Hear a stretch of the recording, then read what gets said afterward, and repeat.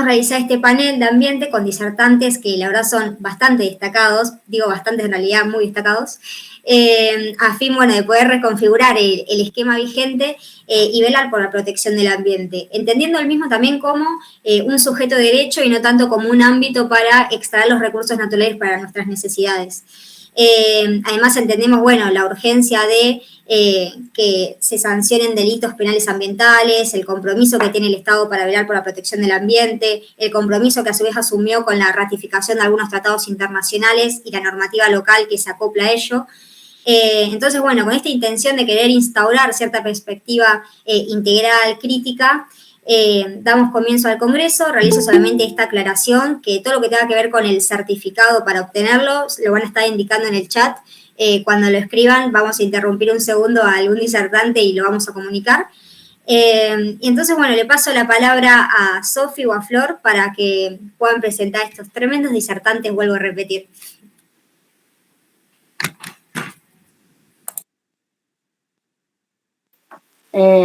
Bueno,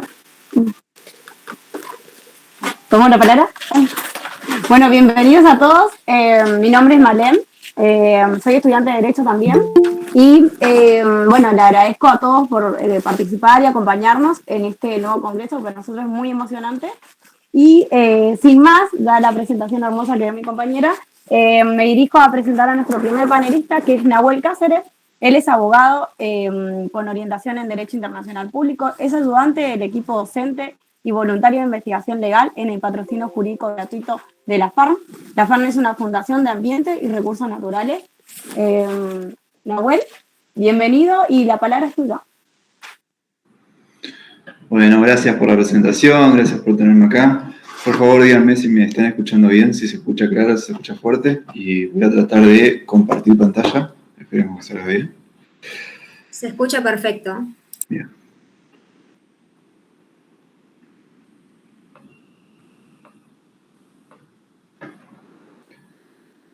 Bueno, mi idea hoy, en estos 15-20 minutos que me tocan dentro del panel, es comentarles que existe dentro del curso de práctica profesional uno que está dedicado a lo que son las cuestiones ambientales y el abordaje de problemáticas ambientales, y que ese curso se hace en coordinación con la Fundación Ambiente y Recursos Naturales, que es donde yo trabajo. Para hacer un poquito de introducción, si ustedes están dentro de la carrera de Derecho, muy probablemente a través de la materia van a ver o ya vieron, tanto en Constitucional o en Derechos Humanos, o puede ser también en Derecho Internacional Público, que hay ciertos instrumentos y hay ciertos conceptos que se van construyendo y que ustedes van estudiando para la protección del ambiente y para, más que nada, su administración y su defensa en derechos, ¿no? Muy posiblemente hayan escuchado hablar de la Convención de Río +20 de las Naciones Unidas, por ejemplo, que fue un precedente importante en todo lo que es materia de soft law y en algo que todos los países se pusieron de acuerdo para poder avanzar, y que dio un pie importante para avanzar en todo lo que son acuerdos internacionales en materia de derecho ambiental. Después podrán haber escuchado sobre la Convención Ramsar en torno a la protección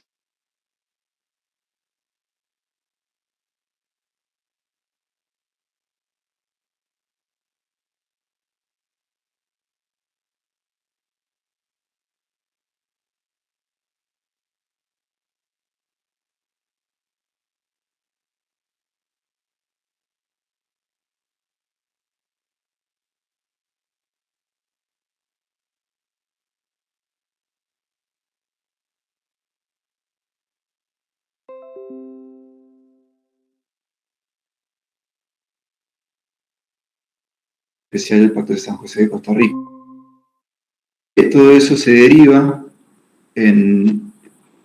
y se conecta con normativa interna dentro de Argentina, que seguramente lo habrán visto en materias de constitucional, de penal, de derecho civil inclusive, y un montón de normativa sectorial y general que viene a administrar, reglamentar, empoderar todo lo que es la defensa de los derechos relacionados con el ambiente. Entonces, posiblemente habrán escuchado hablar de leyes que regulan los residuos industriales, residuos peligrosos, gestión de PCB, residuos domiciliarios, gestión de aguas, que regula el acceso a la información ambiental, que regula principios de derecho ambiental en general, tal como es la Ley General del Ambiente, la defensa de los glaciares, la defensa de los bosques, etcétera, y muchas otras más. Todo esto para decir que, bueno, hay un marco internacional y hay un marco jurídico nacional que se va viendo a través de la carrera. Inclusive se puede profundizar si dentro de la carrera ustedes hacen materias relacionadas con ambiental o con recursos naturales, de acuerdo a la orientación que sigan. Y eso también se ve y se estudia de acuerdo a la jurisprudencia que pueden llegar a haber. En derecho ambiental tenemos muchos fallos que nos sirven para explicar cómo se aplica y se relaciona toda esta normativa que vengo mencionando, estoy hablando de Fallo Martínez, el reciente de defensa de los humedales, Salas, el que nos habla de la protección de la ley de bosques y evaluaciones de impacto ambiental, Rodoni, Jiménez, muchos fallos ya tenemos una jurisprudencia bastante abultada para poder explicar muy bien qué es el derecho ambiental en Argentina, y es algo que conceptualmente ya se estudia bastante dentro de la carrera. Cuando yo hacía la carrera, por ejemplo, no teníamos todo este cuerpo de doctrina, jurisprudencia y normativa para explicar cómo abordar el derecho ambiental, y tampoco se daba tanto en la facultad, y es un buen punto que ahora se está empezando a desarrollar, y esperemos que en un futuro posiblemente haya una orientación específica relacionada a derecho ambiental, ¿no? Pero llega el último año de la carrera y ustedes, si eligieron esta rama del derecho, si eligieron esta orientación, ya se saben todos los conceptos, todos los fallos, todas las leyes, y posiblemente se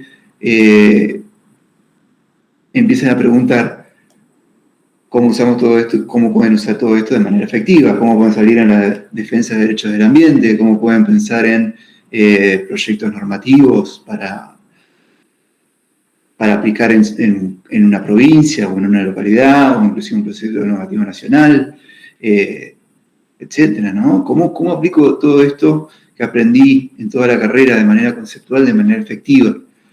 Y eso es precisamente lo que viene a solucionar el curso de práctica profesional.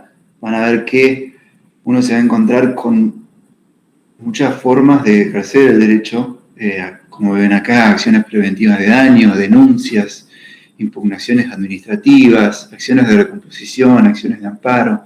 Todo esto son instrumentos procesales para presentar en sede judicial o para presentar en sede administrativa, que se pueden utilizar para la defensa de derechos del ambiente, ¿no? Y precisamente para eso está el curso que damos, de FARM, junto con la Facultad de Práctica Profesional, y que se da dentro de la clínica jurídica. Cuando llegan al curso, lo más importante es que traten de entender que de todos estos conceptos que ya vienen aprendiendo dentro de la carrera y de todos estos instrumentos que van a aprender procesalmente, requiere un abordaje práctico que no alcanza con recitar los conceptos como vienen haciendo dentro de la carrera, sino que requiere de algún planteo más táctico, más estratégico, que a ustedes les permita ya empezar a abordar los problemas de una perspectiva más resolutiva, pensarlos de esa manera, pensar cómo resuelvo un problema, cómo puedo demostrar ciertas cosas que quiero presentarle a un juez, o a una autoridad administrativa, o a un legislador, o inclusive si quiero exponer en una audiencia pública, y cómo puedo usar todo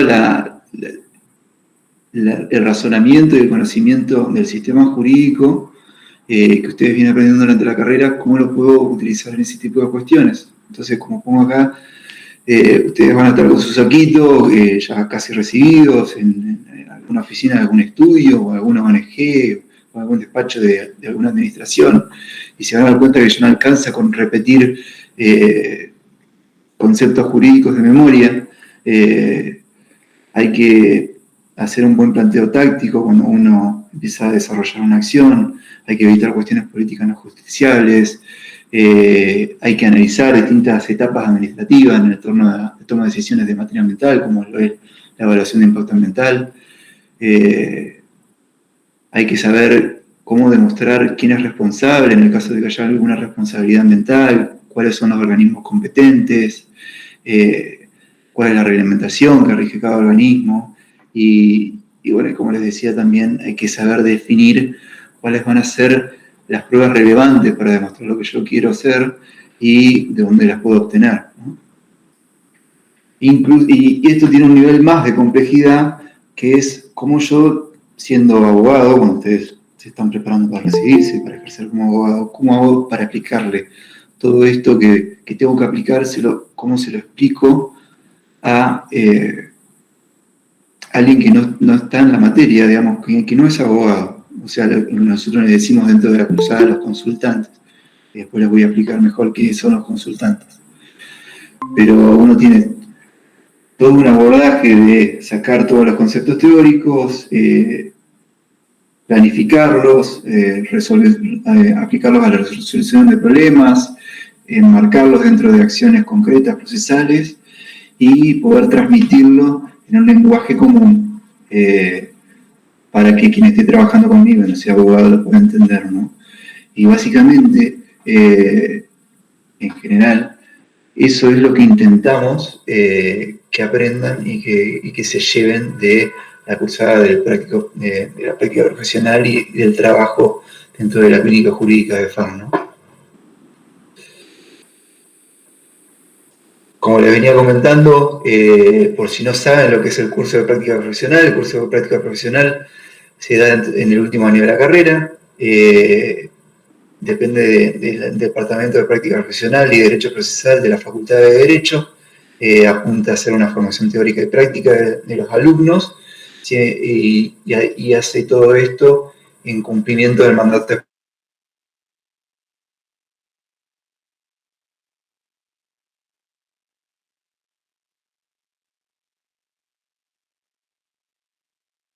van a atender consultas, van a brindar asesoramiento, inclusive pueden llegar a brindar patrocinio jurídico, que quiere decir que van a hacer una apoyo dentro del juicio, van a llevar adelante juicios, pero todo esto lo van a hacer siempre y cuando se responda a la satisfacción de un bien colectivo o a la ayuda de personas que no puedan costearse la defensa de su bien por falta de recursos o por un impedimento social, ¿no? Entonces es importante remarcar que estas prácticas profesionales tienen un fuerte componente social y específicamente en este curso que se dicta junto con FAR, un fuerte acento en todo lo que es la resolución del abordaje de problemáticas de tipo colectivo, ¿no? Más allá de que nosotros vemos cuestiones específicamente ambientales, van a encontrar otros prácticos que trabajan también cuestiones de derechos humanos, migrantes, etcétera, con los que también trabajamos, ¿eh? Entonces, mucho acento en la resolución y el abordaje y investigación también de problemáticas colectivas. Un poco para explicarle qué es FAR, que es quien da, digamos, con quien se hace este curso y es donde yo trabajo.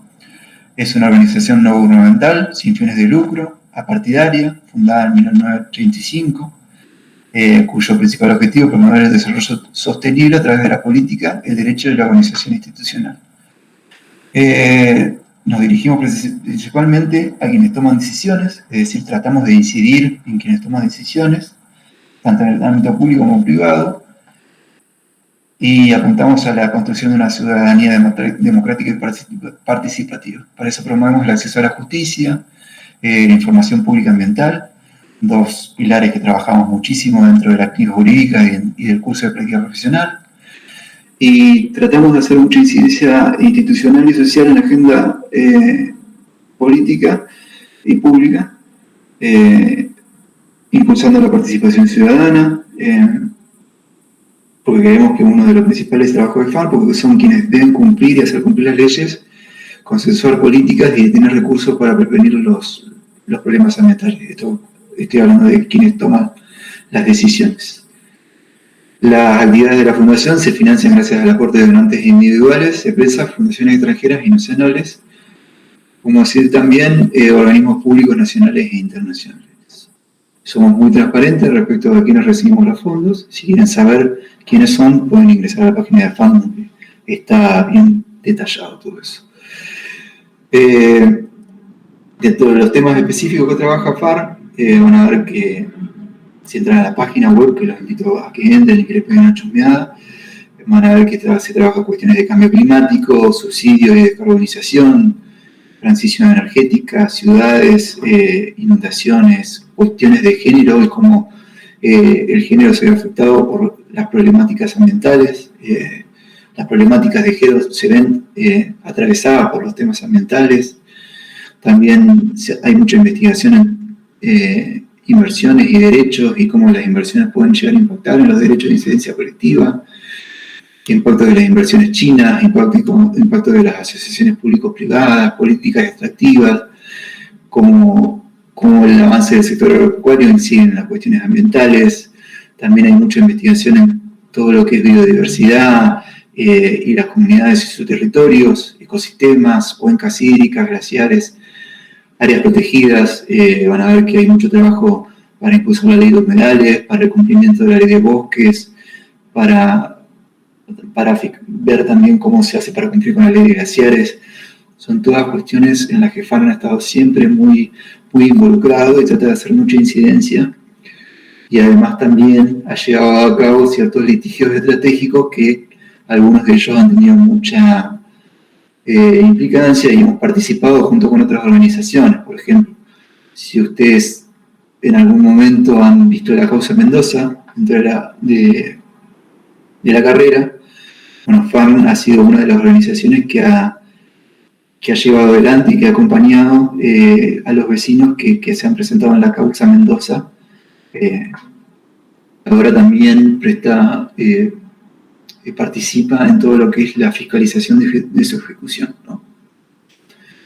También tiene una agenda legislativa, como les venía contando. En estos momentos ahí estamos tratando de hacer mucha incidencia para que se avance en una ley de presupuesto mínimo de protección de humedales.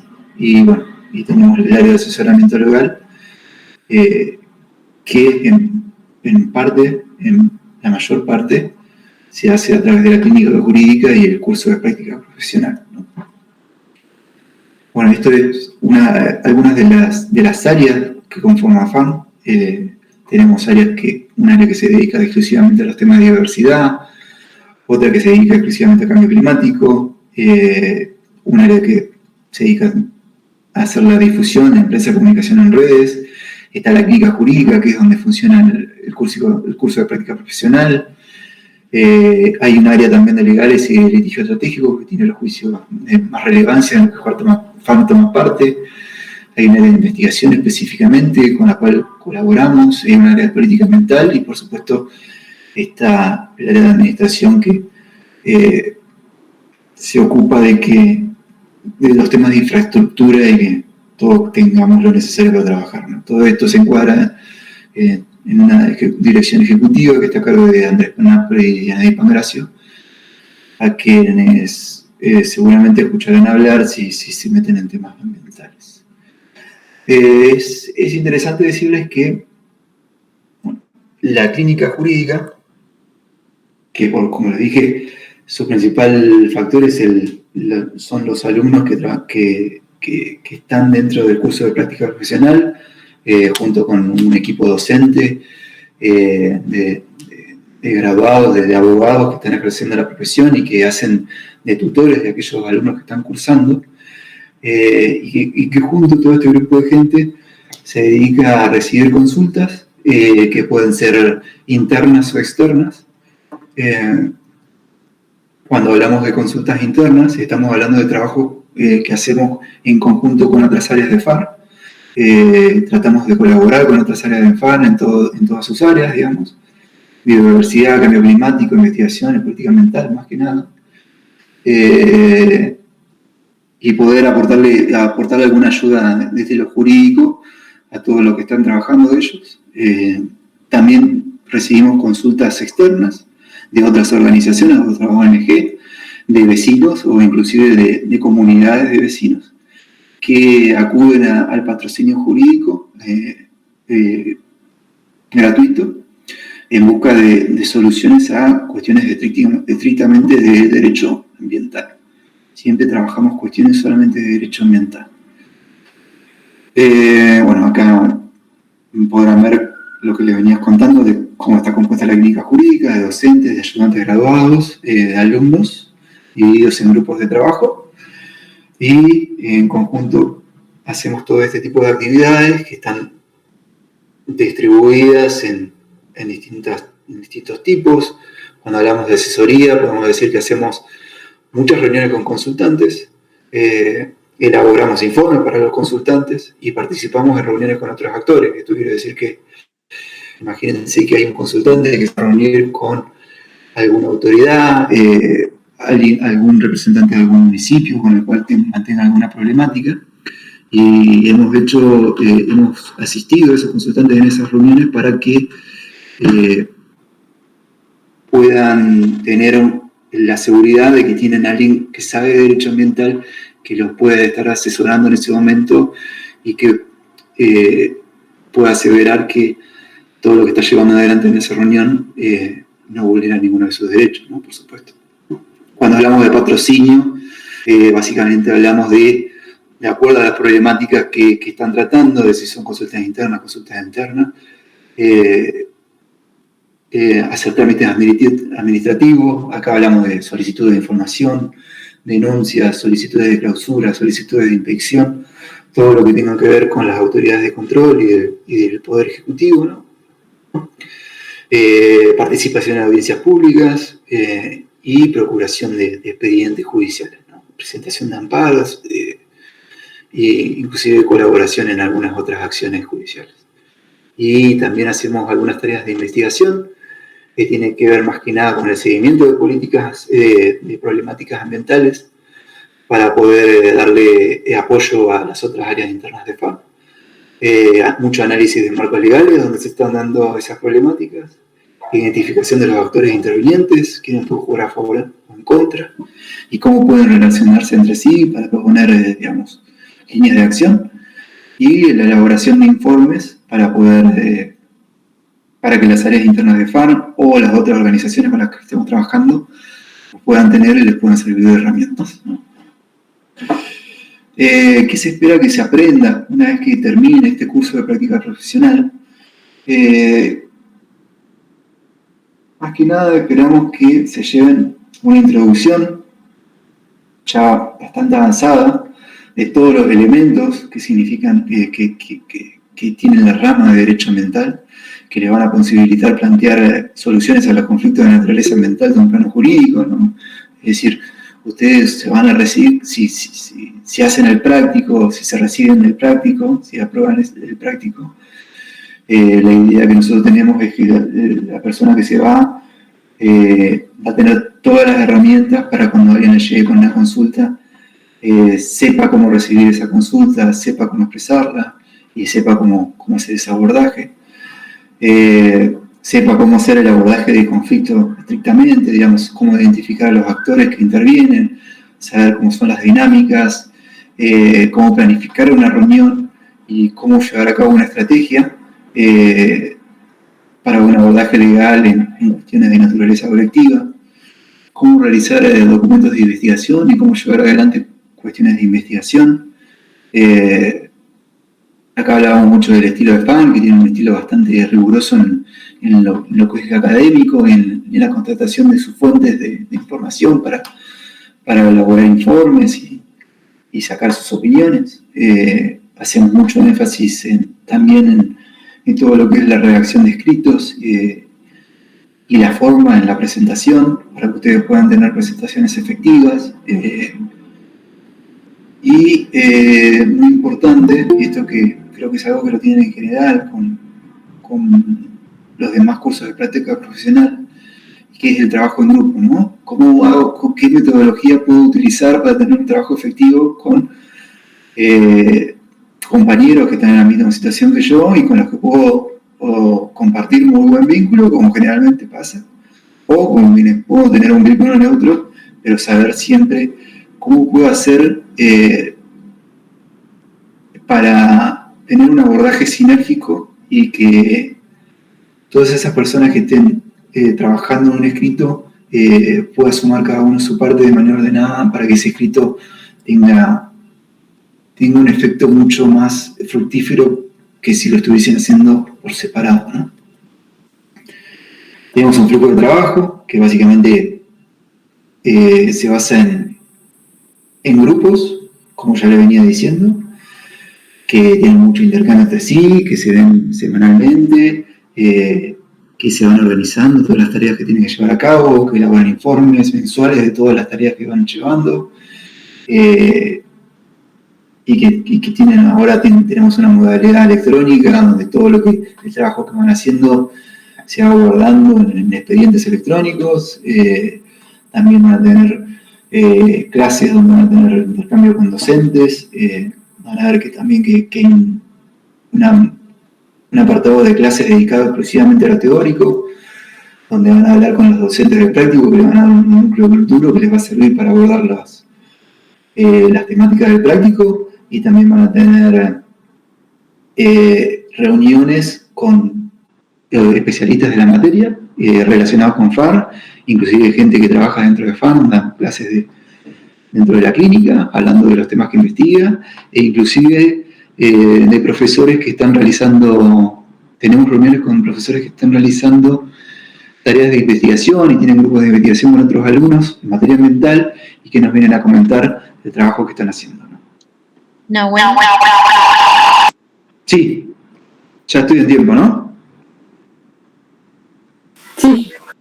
Ok, bueno, esto como le venía diciendo, son las clases teóricas, que es una parte muy linda, muy importante del práctico, que les da la oportunidad a ustedes de tener intercambios con gente que está muy avanzada en la materia. Tenemos muchos profesores invitados.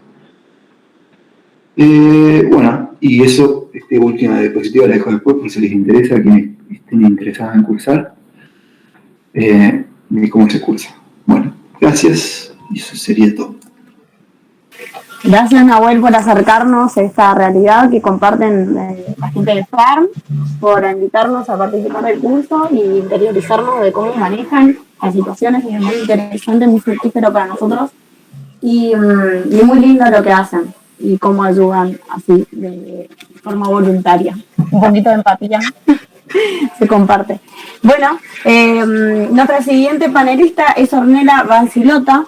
Ella es abogada, maestranda en Derecho Internacional de los Derechos Humanos UBA, profesora adjunta en Derechos Humanos y Garantías en la Universidad de Buenos Aires. Actualmente es directora general en Educación, Ciencia y Tecnología en la legislatura de la Cámara. Ornella, el panel es tuyo. Muchas gracias, Marcela. Bueno, muchas gracias, Sofía, Abigail y bueno, al expositor presente, Nahuel, que nos dio un panorama que yo desconocía acerca del práctico en ambiente y me gradué hace un par de años, unos cuantos años, pero me parece súper interesante, así que bueno, muchísimas gracias a todos los que están acá y por supuesto a los que están acá asistiendo al panel. Bueno, al principio voy, como bien dijo Abigail en un momento al inicio de la charla, creo que a veces, muchas veces, de posiciones encontradas y de gente que piensa distinto salen muchísimas mejores ideas. A mí me encanta hablar con gente que piensa distinto a uno, porque creo que también es un buen momento para encontrarnos y para también ver desde la vereda opuesta, llegar a consensos, no más allá de lo que uno piensa. Entonces, para mí eso siempre es un motivo de acercamiento y celebro muchísimo este espacio y la felicito por el trabajo que vienen haciendo también, que es buenísimo. A todos los que están acá, que la mayoría por lo que escuché son estudiantes, les quiero decir que, bueno, en línea también con lo que decía Nahuel, y Marcos seguro va a sentir, a Marcos lo conozco hace 1000 años y hace 1000 años que no nos veíamos, pero cuando uno se gradúa, ustedes acá están aprendiendo algo, yo, la verdad, hay cosas que quizás ustedes sepan más que yo inclusive, no es que yo vengo a hablar como alguien superior ni mucho menos. Graduarse no hace más que ser un desafío constante a superarnos día a día, y muchas de las cosas que yo voy a decir hoy, quizás alguno sepa algo más del tema, que por supuesto está abierto a decirlo, pero cuando uno se gradúa y hace un práctico, por ejemplo, en algo que le guste, como decía Nahuel, ¿no? O estaba también el práctico de refugiados, estaba el práctico, yo hice el de civil, el que menos me gustaba, o sea, la pasé pésimo, y creo que uno justamente cuando es estudiante tiene un abanico de posibilidades para aplicar, y que toda la vida uno va a salir, y chicos, y van a llegar a tribunales si es que es su deseo, o van a llegar a donde tengan que hacer, y no van a saber mucho del tema hasta que no lo hagan, ¿sí? No se desesperen, es un paso a paso, así que bueno, estamos todos para aprender, y yo también aprendo mucho de mis estudiantes, así que bueno, estamos para eso. En primer lugar, así como introducción, quería decir que el derecho al ambiente y también el impacto que tuvo la pandemia en esta situación. Como habremos visto al inicio, los delfines, que después era fake el video, bueno, todo lo que fue pasando en los canales de Venecia y justamente toda la falta de la gente en las calles hizo que los niveles de contaminación bajaran, ¿no? Entonces, la pandemia que hoy estamos atravesando y que por el momento no se va a ir, va a seguir y también es una incidencia. No los quiero aburrir, no voy a hablar de derechos humanos y COVID y ambiente,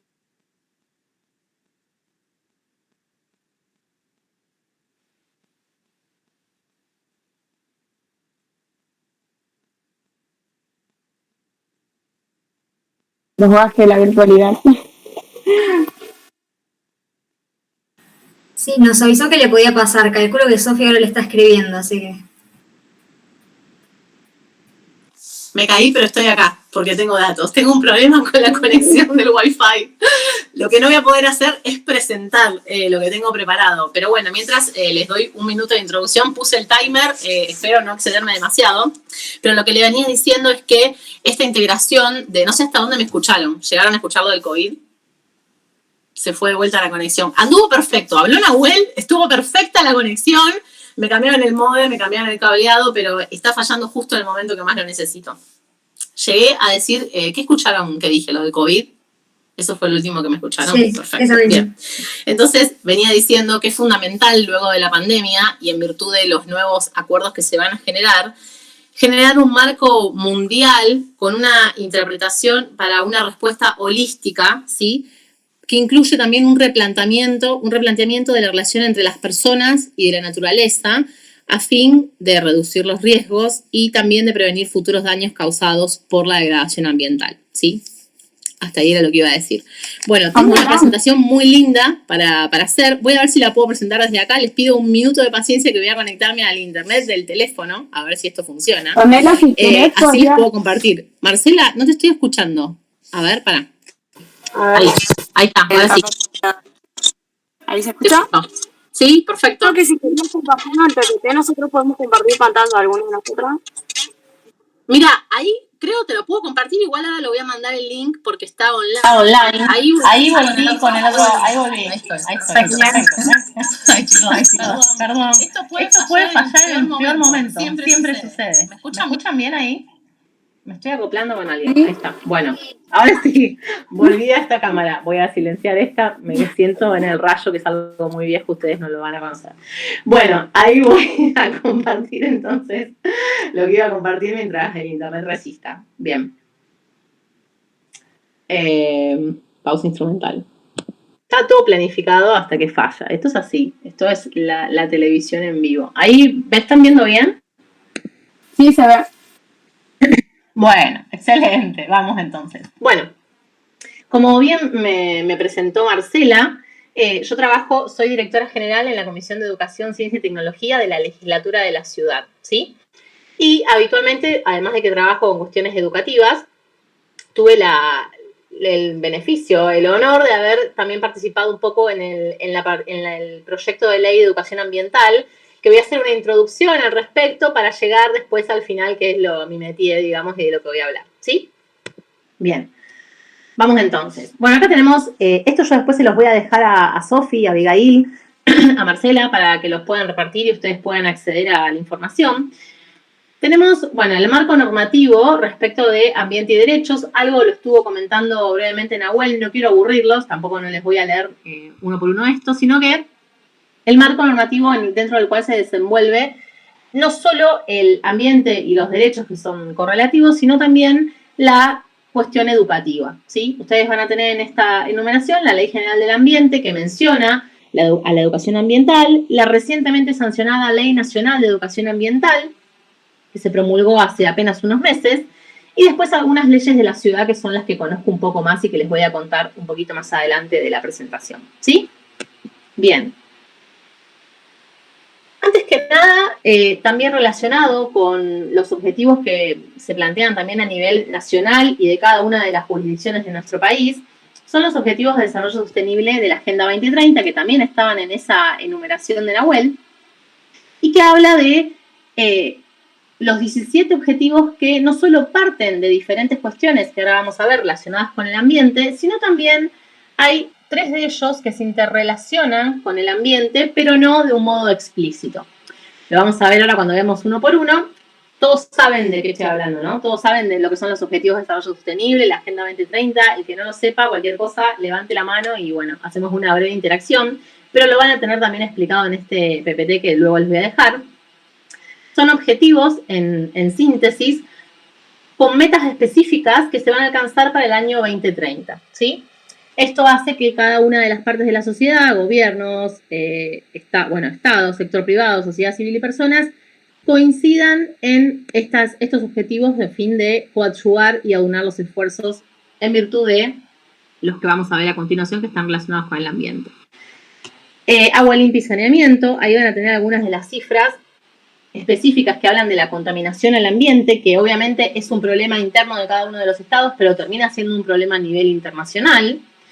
Tenemos, ahí van a tener las cifras que después las van a poder ver en detalle, no los quiero aburrir y me estoy apurando por si se vuelve a caer el wifi, pero van a tenerlo también detallado al respecto del ODS 6, el ODS 7 que habla de energía asequible y no contaminante, todo, van a ver cómo todo se relaciona con todo, si bien en derecho casi todo se relaciona con todo, en derecho internacional aún más, y habla también de cómo la energía, el rol de las ciudades y el gasto de las energías no renovables influye en el ambiente, ¿sí?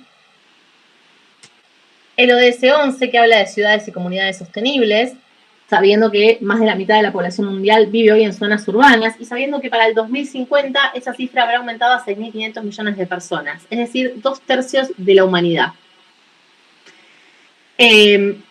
Acá tienen otras cifras específicas que habla de que las ciudades ocupan solo el 3% de la tierra, pero representan el 60 al 80% del consumo de energía y al menos el 70% de las emisiones de carbono, lo cual también se relaciona un poco con lo que les comentaba al inicio, que cuando el COVID nos encerró a todos obligatoriamente dentro de nuestras casas, hizo que las emisiones de carbono y todo lo que es la polución y las situaciones contaminantes se redujeran. Bueno, sería que algo bueno en esto de la pandemia, bueno, eso fue uno de los aspectos, entre comillas, positivos, que ya está volviendo de vuelta a los límites de la normalidad.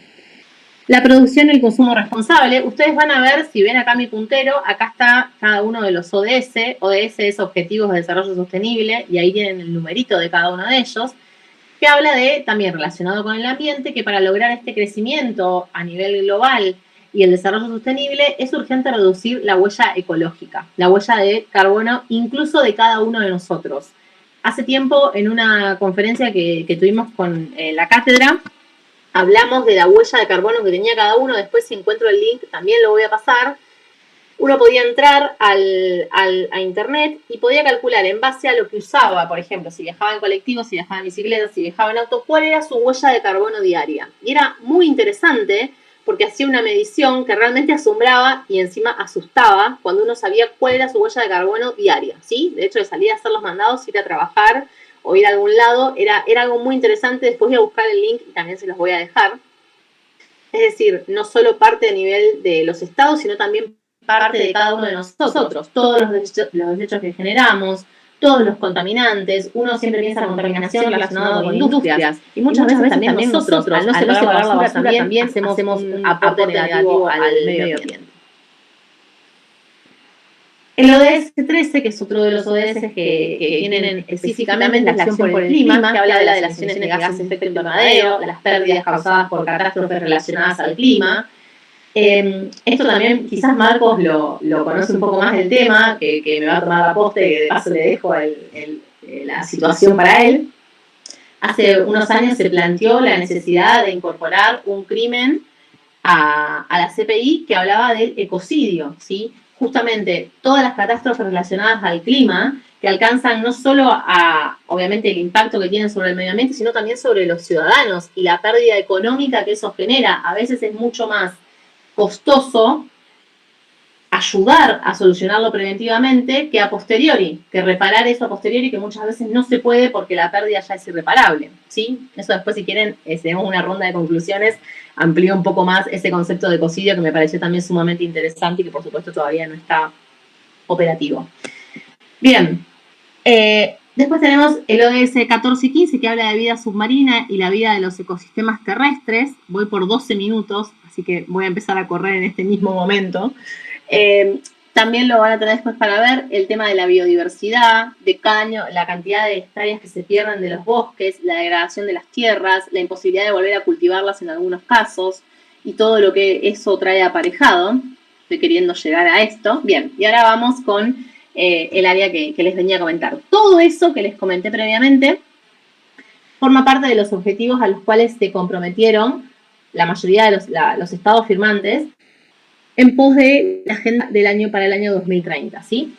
Cada uno de ellos es específico del clima, del ambiente, de cuestiones muy, muy vinculadas con no solo el cambio climático, sino con el medio ambiente. Ahora bien, tenemos estos 3 objetivos que, si bien están relacionados, no hablan específicamente de la acción por el clima, ni biodiversidad, ni fauna, ni flora, ni nada de eso, sino que habla de la importancia de una educación de calidad, el ODS 4 y el ODS 16 y 17 que habla, bueno, 16 de paz, justicia e instituciones sólidas, que entiendo que también es uno de los ejes de esta jornada, que es la justicia ambiental, y el último, que es de las alianzas para lograr los objetivos. Yo voy a hablar de educación, pero antes les quería comentar que toda la Agenda 2030, todos los instrumentos internacionales, todas las leyes inclusive que uno tiene dentro del país, no sirven de nada si no se aplican, ¿sí? Si no son operativas, si no hay una voluntad realmente de ejercerlas y de aplicarlas, no solo de la voluntad política de cada uno de los estados, sino la voluntad de responsabilidad y de cumplir que tienen las empresas contaminadoras, las personas que realmente están involucradas en ese cambio. Y muchos de los involucrados somos nosotros. Entonces me parecía muy interesante destacarles también que, más allá de los ODS específicos, estos también inciden, porque sin una alianza entre países, sin cooperación internacional, es imposible lograr algo. Y el ODS 4, que habla de educación de calidad, claramente se refiere y puntualmente a la educación del nivel inicial, el acceso a la educación. No se refiere específicamente a la cuestión climática o ambiental, pero como ustedes ya sabrán, si es que cursaron derechos humanos o algunos constitucional, los derechos son progresivos, ¿sí? Entonces, muchas veces, cuando uno dice educación de calidad, yo me tomo el atrevimiento, perdón, gente de la Agenda 2030, me tomo el atrevimiento de también incorporar y decir que educación de calidad, por supuesto, es el acceso al nivel inicial, la permanencia, que todos se gradúen, que todos tengan esas posibilidades de seguir estudiando, pero también creo que involucra otras cuestiones, como por ejemplo la educación ambiental. Por supuesto, paralelamente puedo hablarles de educación sexual integral, de educación financiera, ¿sí? Por supuesto, ¿sí? Pero hoy estamos hablando de ambiente, otro día, si quieren, hablamos de las demás, pero creo que la educación también es integral y tiene que ser con muchas aristas. Ahora bien, política de educación ambiental, vamos a lo mío, me quedan 5 minutos, prometo ser muy rápida. ¿Qué pasa en la República Argentina? Tenemos al COFEMA, que es el Consejo Federal de Medio Ambiente, que está formado por el gobierno federal, las provincias y la ciudad. Tiene un paralelismo, de alguna manera también me tomo el atrevimiento de hacer esta analogía, con el Consejo Federal de Educación, mediante el cual el Ministerio de Educación también coordina a nivel federal con cada jurisdicción las actividades educativas. Ustedes sabrán que la educación está descentralizada. Esperen, ahí me ven, ahí quería verlos a ustedes, ahí está. Ustedes saben que la educación está descentralizada y por jurisdicciones, entonces esta ley, que ahora les voy a comentar brevemente, la ley nacional, que se sancionó, que se promulgó en junio de este año, es nacional, invita también a las jurisdicciones a adherir con políticas acordes a la ley nacional. Básicamente, la educación ambiental es formar a los ciudadanos en todos sus estadios para que valoren el medio ambiente y adopten medidas tendientes a protegerlo, ¿sí? Ahí hablamos del COFEMA también, que tiene que implementar planes y programas que formen parte de la educación formal y no formal. Y acá hablamos un poquito, muy brevemente, de la ley 27.621, que es la ley que yo les quería comentar desde el inicio y para la cual hice toda esta introducción, que tiene por objeto establecer el derecho a la educación ambiental integral como una política pública nacional en todos los niveles y de un carácter obligatorio, ¿sí? Según se establece en la ley y conforme a lo que les decía anteriormente, cada una de las jurisdicciones, es decir, nuestro país es federal, esta ley es nacional, pero cada jurisdicción, cada provincia, y la CABA que opera a veces sí, a veces no, como una provincia más, dispone la modalidad de implementación en la agenda educativa de al menos una jornada, espacios de mejoras institucionales y además una incorporación en la currícula obligatoria de los contenidos de educación ambiental. Esta ley, además de los principios de la educación ambiental integral, como les contaba al inicio, del abordaje holístico, del respeto y valor de la biodiversidad, todo en línea, como ustedes pueden ver, también con los ODS que mencionamos anteriormente, con muchas leyes nacionales, pero la ley prevé la participación y la formación ciudadana y el cuidado del patrimonio, la problemática ambiental, los procesos históricos, educarlos en valores, educarlos también es decirles separen la basura, ¿sí? Algo tan básico como eso. En fin. Y establece además la Estrategia Nacional de Educación Ambiental Integral y la Estrategia para la Sustentabilidad en las Universidades Argentinas. La idea es construir una cultura ambiental universitaria. Acá, finalmente, les comento brevemente los proyectos de ley. Como esta ley es nacional, la ciudad puede adherir a la ley o bien puede crear una nueva. En la ciudad de Buenos Aires hay 2 proyectos actualmente sobre educación ambiental en la legislatura porteña. Ambos están sin sancionar. Uno de ellos busca adherir a los principios establecidos en la ley que les comenté anteriormente, es decir, la ley nacional recientemente promulgada. Y el otro busca modificar el artículo de la ley 1687 de educación ambiental, que es propia de la ciudad, pero que no hacía obligatorio el contenido en la currícula, ¿sí? Lo que buscan es que, con esta modificación, entre otras modificaciones que establece este proyecto de ley, que aún no se sancionó, es garantizar que sea obligatorio los contenidos de la educación ambiental en la currícula, fomentar desde los estadios más iniciales del alumnado para todos los niveles del sistema educativo, tanto de gestión privada como estatal. Esto que yo les cuento, que al costado habla de otras actividades impulsadas, es de lo que sé, no es una cuestión de promoción ni mucho menos, es de lo que sé, de lo que participé y de lo que puedo aportar, que es que en el ámbito de la ciudad, como también debe haber otros programas a nivel nacional y a nivel de las jurisdicciones que no estoy tan en tema, es el de Escuelas Verdes, que fue creado en el año 2010, incluso antes de los Objetivos de Desarrollo Sostenible, y recientemente hubo varios eventos relacionados también con esa toma de conciencia para no solo las personas adultas, sino también para los estadios más iniciales de los chicos desde el jardín de infantes. Al respecto también, ya terminando, quería decir que uno cuando va a aplicar una ley o cuando va a comenzar a tratarla también tiene que saber la necesariedad, ¿no? Si la efectiva aplicación realmente va a solucionar los problemas o no, y realizar un análisis ex post acerca de su aplicabilidad, la afectación de recursos, si realmente van en línea con los objetivos de la Agenda 2030 y también si los estados están dispuestos a realmente cumplirlos, porque a veces las leyes hay muchas, y la verdad es que se aplican pocas o no se reglamentan. Entonces también, más allá de pensarlo todo como los abogados pensamos siempre en derecho, también está bueno pensar ese fin altruista que deberían tener, que es también la aplicabilidad y realmente la operatividad de estas normas, ¿no es cierto? En vez de pensar en tantas leyes y en tantas cuestiones, y también empezar por uno mismo y saber qué es lo que estamos dispuestos a hacer, no solo como ciudadanos, como personas, sino también como estados y como administradores de justicia a quienes les toque ese rol y estar en ese lugar. Bueno, corrí un poco al final, pero creo que llegamos a los datos del teléfono, así que bueno, espero que les haya gustado, quedo a disposición para lo que quieran hacerme preguntas, lo que sea al final, y ahí dejé de presentar, gracias. Creo que estamos en Muchas tiempo, gracias, Ornella. Estamos súper agradecidos, re interesante que nos acerque tu experiencia, es algo re valorable para nosotros. Y también esto de tomar conciencia, ¿no? Y de pensar, reflexionar acerca de nuestras acciones, aunque veamos lejos, digamos, en el ámbito legal, aún tomar poder en eso. Bueno, nuestro siguiente panelista es Marcos Pilardi. Él es abogado de Derechos Humanos y Soberanía Alimentaria, es integrante de la Cátedra Libre de Soberanía Alimentaria de la Escuela de Nutrición de la UBA, del Museo de Hambre, de la Red de Abogados y la Soberanía Alimentaria, REDASA, del Colectivo de Derechos Humanos Yo Posi. Filardi, el panel es tuyo. Bueno, muchas gracias Marcela, muchas gracias a Abigail por la invitación, la verdad que muy honrado y muy agradecido de estar en este espacio y después sobre todo de compartir algunas ideas después de Nahuel y después de Ornella, que como bien dijo ella, tengo la fortuna de conocer hace muchos años. Egresé de la Facultad de Derecho de la UBA en el año 2003, hace mucho tiempo. Algunas quizás de ustedes todavía no habían nacido por entonces, o por ahí estaban emergiendo. Y ciertamente desde entonces tuve que hacer todo un proceso de formación profesional, digamos, ¿no?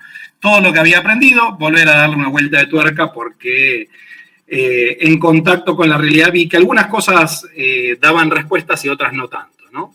Y hoy tanto Nahuel como Ornella hablaron, por supuesto, de esto que vemos en la facultad, que es un interesante andamiaje constitucional que reconoce derechos humanos como el derecho humano a la vida, a la integridad personal, al derecho a la alimentación adecuada, al derecho a la salud, al derecho a vivir en un ambiente sano. Vemos también leyes, ¿no? Como bien decía Nahuel, de presupuestos mínimos que protegen distintos bienes comunes naturales, y cuando damos una vuelta a la casa, ¿no? A la casa común, ahí pateamos un poquito los territorios, nos damos cuenta que esos derechos humanos, incluso reconocidos constitucionalmente, son violados de manera estructural, ¿no? Y esa violación estructural a esos derechos humanos reconocidos, ni más ni menos que la norma más importante que nos hemos dado, tiene que ver con que hay en nuestros territorios impuestos, diríamos nosotros, de arriba abajo, estos proyectos de mal desarrollo, ¿no? Proyectos extractivos que vulneran de manera estructural, de manera sistemática, esos derechos humanos. Y entre esas actividades extractivas podemos mencionar la megaminería a cielo abierto, podemos mencionar el fracking, podemos mencionar a los agronegocios a través de este sistema de agronegocio transgénico impuesto a nuestros territorios, podemos mencionar las represas, podemos mencionar la energía nuclear, ¿no? Entonces, distintas problemáticas socioambientales que las personas se enfrentan en los distintos territorios y que vulneran sus derechos humanos, ni más ni menos, ¿no?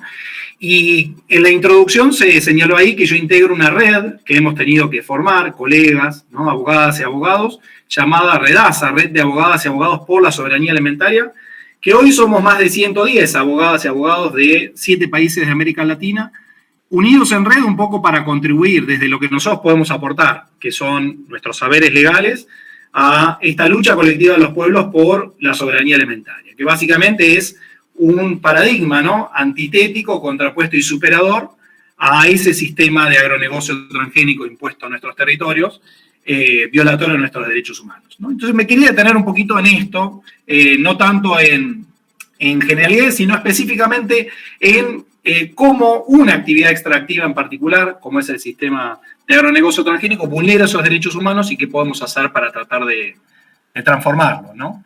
Y es muy importante que pongamos el ojo ahí porque es una de las principales actividades económicas en nuestro país, ¿no? Y una y otra vez se repite que es nuestra principal fuente de divisas en el país.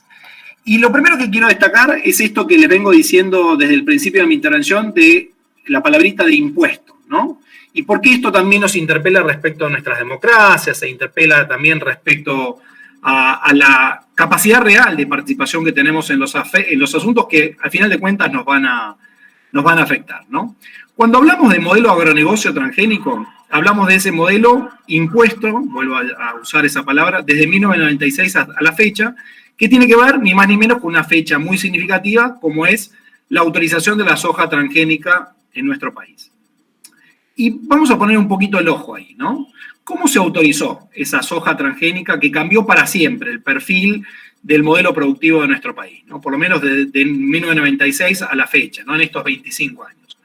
Uno pensaría que esto fue objeto de una deliberación por parte de nuestro Congreso democráticamente elegido, ¿no? Ni más ni menos nuestros representantes, porque hablábamos de una tecnología sin precedentes en la historia de nuestro país. Había sido aprobada unos meses atrás, tan solo en Estados Unidos, ¿no? A pesar de que ya estaban dando vuelta esos principios precautorios, principios de prevención, ¿no?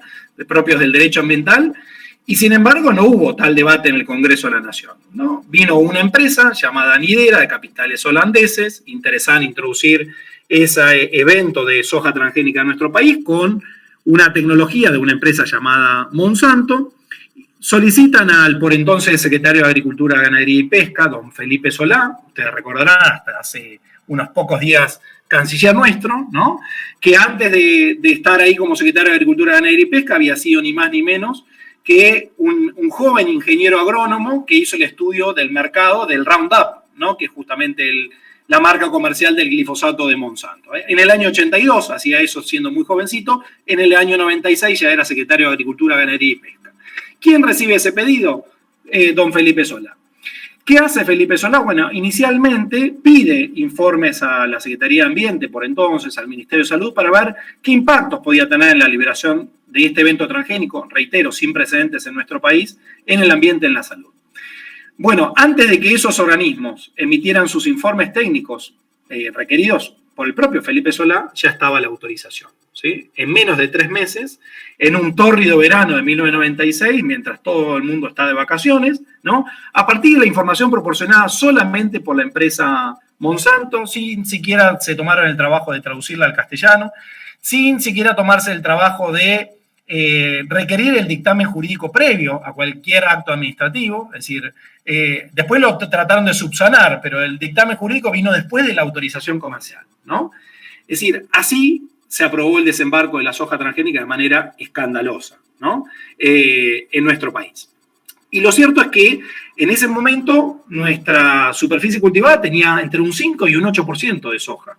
Y a partir del desembarco de esa soja, de la autorización legal de esa soja, llegó a tener, como ustedes recordarán, en el boom de la soja, en este proceso llamado sojización, el 60% de la superficie cultivada destinada a la soja. Pero ese cultivo, que tenía autorización legal solamente en Argentina, no tenía autorización legal en el resto de los países de nuestra América. Paraguay, Uruguay, Brasil, Bolivia. ¿Y eso fue un obstáculo para que se plantara esa soja transgénica en esos países? No. ¿Cómo entró a esos países? Por contrabando, de manera ilegal.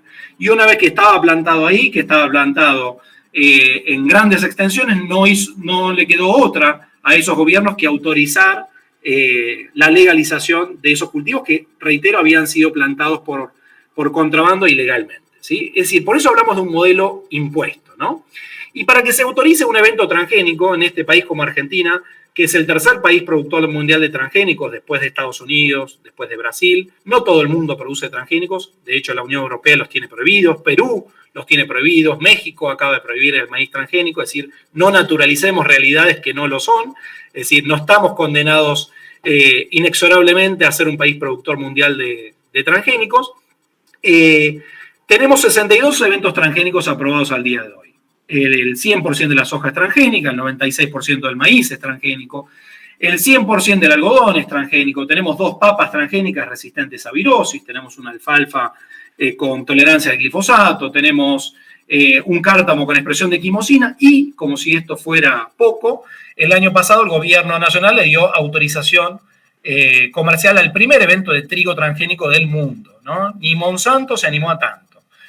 Monsanto ya tenía un evento de trigo transgénico tolerante al glifosato en el año 2004 y decidió no introducirlo al mercado por lo que ellos llamaban razones comerciales, que es ni más ni menos que las consumidoras, los consumidores de trigo, del pan nuestro de cada día, no queremos consumir transgénicos en esa cantidad a partir de todos los derivados de esa harina, ¿no? Pero nosotros vamos un paso más allá y aprobamos lo que ni Monsanto se animó a autorizar. Entonces, 62 eventos transgénicos que ocupan hoy el 80% de la superficie cultivada de nuestro país.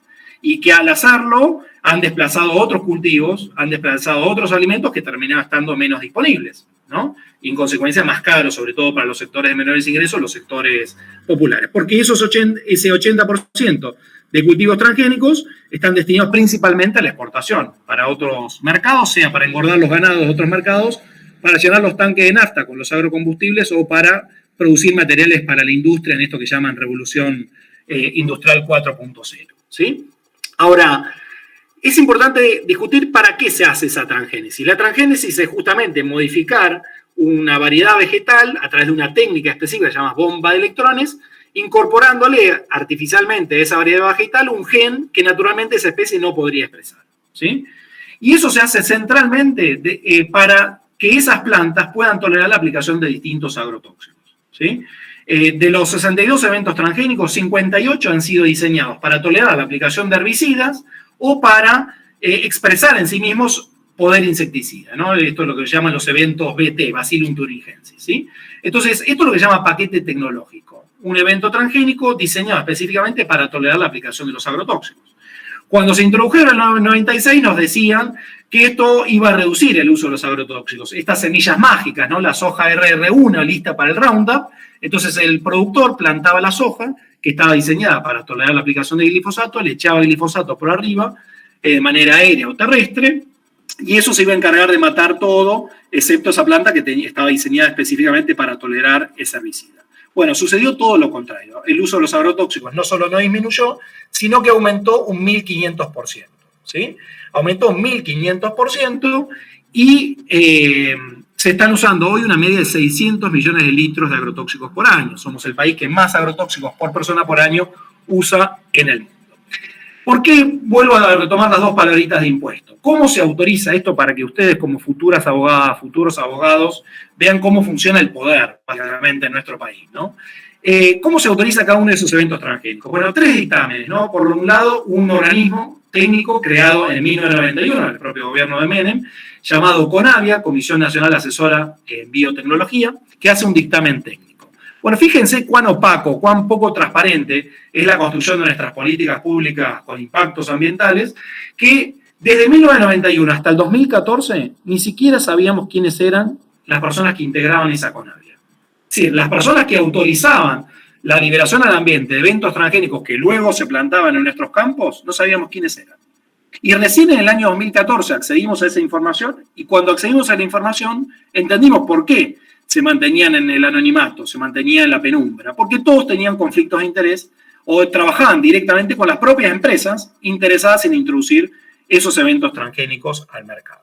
Y tan escandaloso es el mecanismo de aprobación de los transgénicos, reitero, que ocupan el 80% de la superficie cultivada en nuestro país hoy, que la propia Auditoría General de la Nación, no una ONG, no la Redasa, no, la propia Auditoría General de la Nación, el organismo de Contralor que depende del Congreso de la Nación, hizo una auditoría sobre el sistema de aprobación de transgénicos en el año 2019 y dijo, esto es escandaloso, es vergonzoso, porque toda la aprobación se hace a partir de los informes proporcionados por las propias empresas, se desoyen los convenios internacionales, no se escucha a los pueblos indígenas posiblemente afectados por la liberación de esos eventos transgénicos, no se tienen en cuenta tratados de derecho ambiental básicos, es decir, no hay participación efectiva de la ciudadanía, no hay acceso a la información pública adecuada, es decir, todo lo que establece nuestra legislación de presupuestos mínimos ambientales queda totalmente soslayado como consecuencia de este sistema en la práctica, ¿sí?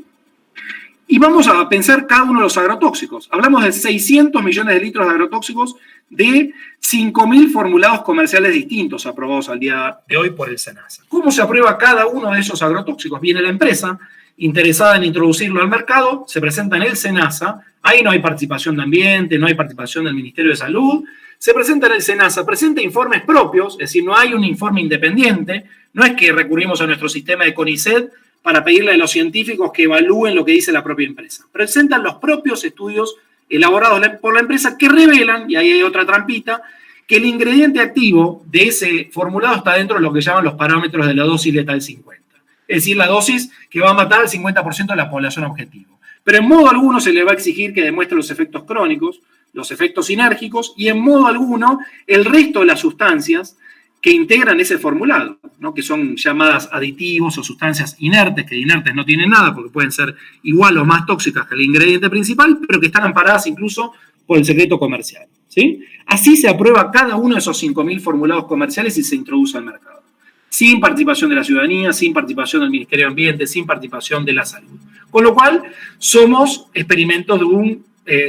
objeto de un experimento a cielo abierto. Es decir, eso se introduce al mercado, termina en nuestros cuerpos y luego, si hay alguna consecuencia dañosa, eventualmente se entra a revisar eso y eventualmente se retira muy tardíamente del mercado. Para ahí sí, cuando se trata de retirar una de esas sustancias del mercado, ahí sí hay participación pública y audiencia pública, pero para autorizarla no. Fíjense cómo funciona todo esto, ¿no?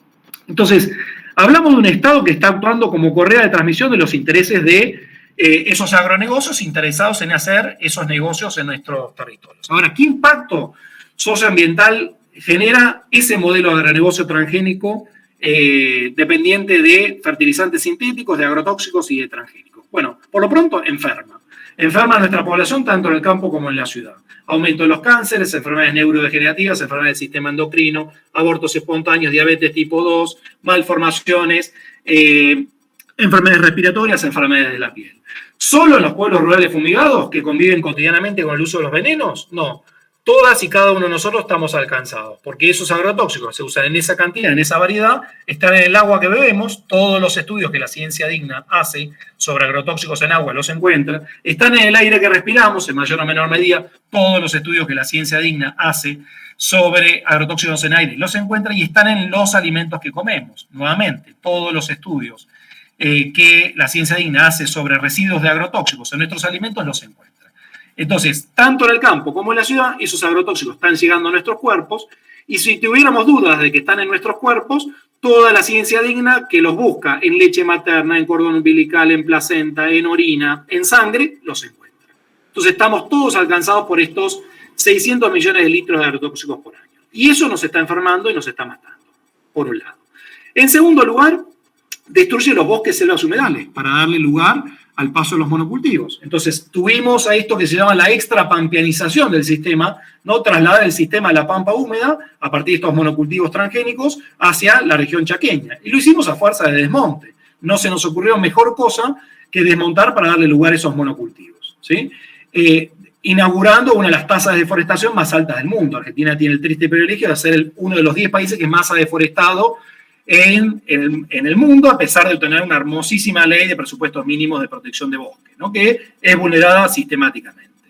Entonces se arrasan los bosques, selvas y humedales. Al día de hoy tampoco tenemos una ley de presupuestos mínimos de protección de humedales, a pesar de que se está luchando colectivamente para conseguirla y luego, obviamente, para que se cumpla si es sancionada.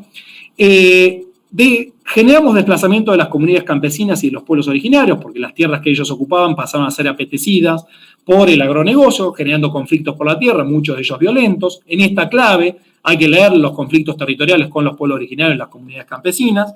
A falta de acceso a la tierra, a falta de acceso al trabajo, en un modelo que concentra cada vez más la tierra, la acapara y la concentra en pocas manos, perdimos 100.000 productores en 25 años, no le queda otra a la gente que migrar forzosamente a los pueblos y ciudades.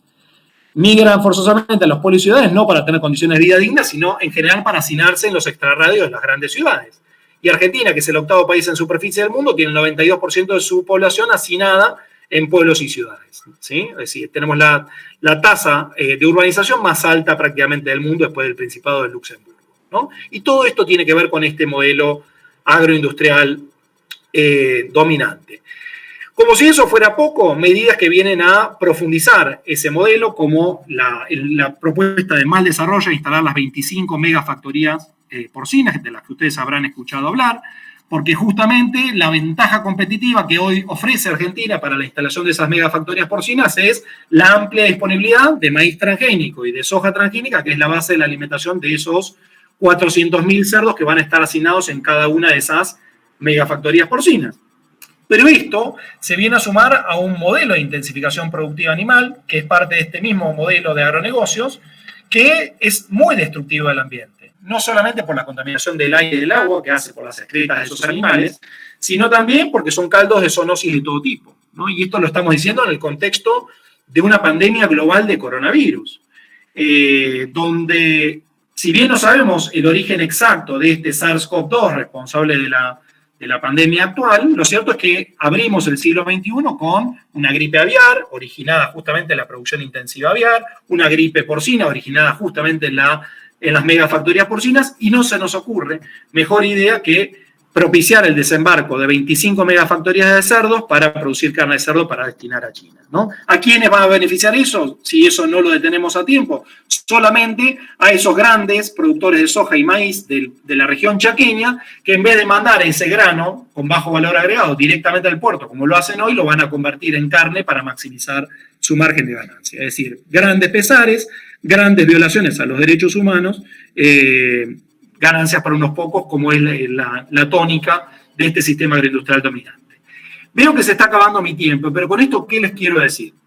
Tenemos un modelo extractivo impuesto en nuestros territorios a fuerza de los grandes capitales, ¿no? Fuerza de grandes capitales que se benefician con este estado de cosas.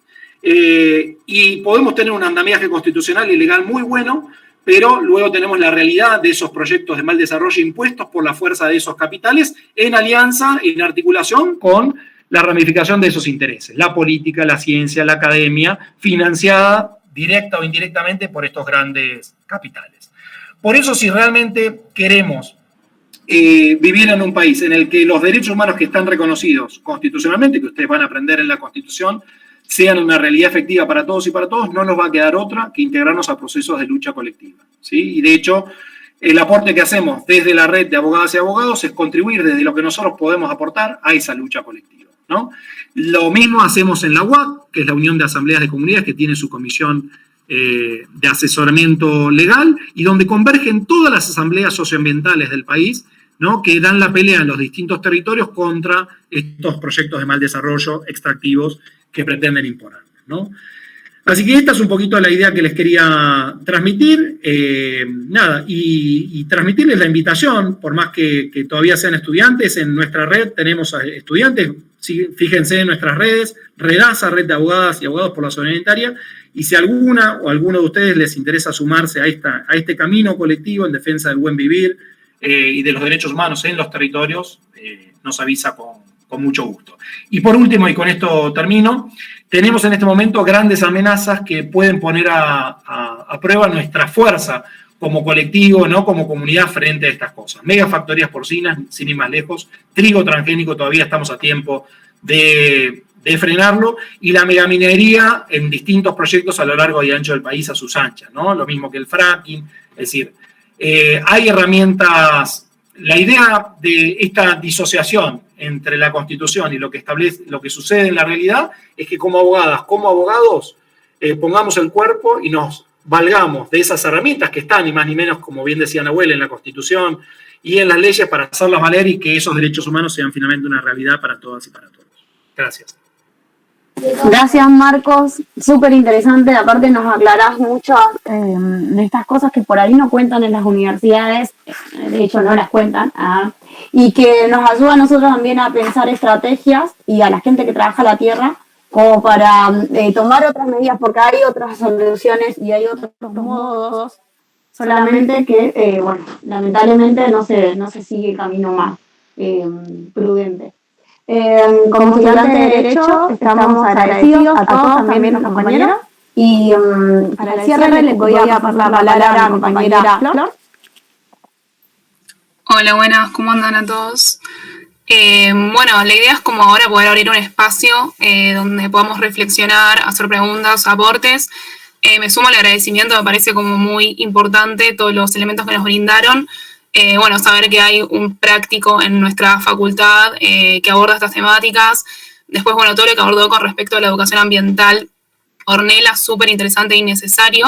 Y bueno, Marcos, como aclarando un poco esta matriz económica que tenemos como justificada en pos de como un desarrollo, que claramente esas riquezas solo quedan en un sector muy mínimo. Y nada, la necesidad, ¿no?, de que todo lo que tenga que ver con la sustentabilidad esté como prioridad en la agenda pública y que no se tome como algo banal, sino que es básicamente urgente. Así que bueno, no sé si alguien tiene ganas de hacer algún aporte, prender la cámara y poder aprender el micrófono, está más que abierto el espacio.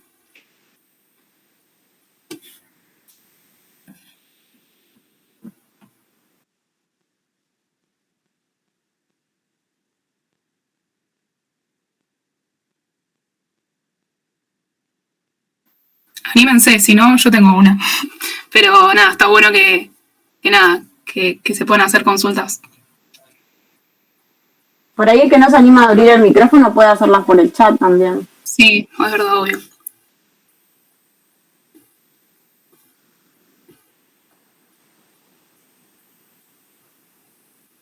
Bueno, no sé si alguien está escribiendo, pero me voy a mandar. No, en cuanto a justicia, jurisdicción, digamos, competencia, ¿consideran que es necesario que haya un fuero específico, en cuestiones ambientales? Porque lo que se suele ver es un poco el tema de que termina en la corte, ¿no? Y mientras se discute, si no hay ninguna medida cautelar que frene ese daño ambiental, se sigue provocando. Entonces, saber en ese sentido si tenían alguna opinión o posición de cómo se podrían abordar mejor una vez que ya te has producido el daño y se presenta ese conflicto en la justicia.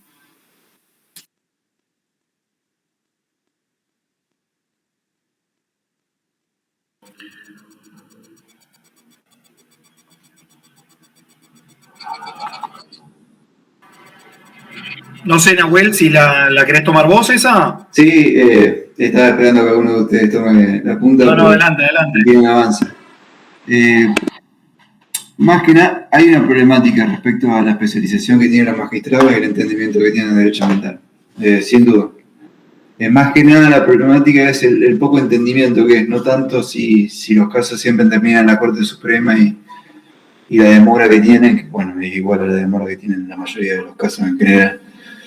Pero Escazú como instrumento internacional apunta a que los países firmantes empiecen a elaborar su justicia especializada.